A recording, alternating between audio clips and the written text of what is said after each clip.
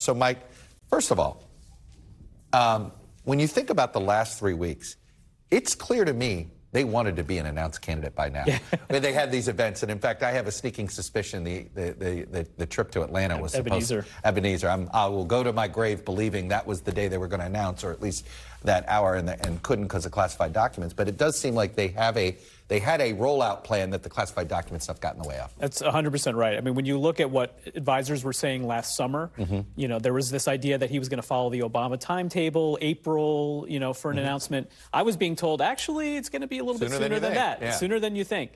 And so everything that they had been doing over the course of this month so far speaks to a clear choreography leading up to, let's say it was just after the State of the Union for their announcement. Now it's clear that that's not the case. But it was, you know, checking every demographic sort of issue box you can think of leading up to the State of the Union when they've said they want him to be a president, not a candidate, but then to set up him for his candidacy. I want to go to immigration. I mean, I think the letter from Democrats criticizing him on this, congressional Democrats, if I were the White House, I'd go get a bill.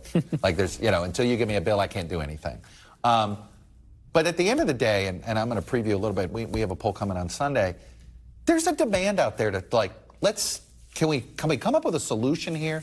Are they going to try to get out in front of this, or are they scared politically of touching the border? So what we are really looking for in the State of the Union is what areas does he throw down a gauntlet with Republicans to try to challenge him. Clearly today, debt ceiling is a fight that they're going to relish. That's a big part of the choreography of the year. Yeah, another area that advisors have been talking about is, all right, Republicans, you like to talk about immigration. Right. You want to talk about the numbers at the border? Let's work on it. Let's try to. They want to illustrate the point that they think that they only want to demagogue on the issue and not legislate.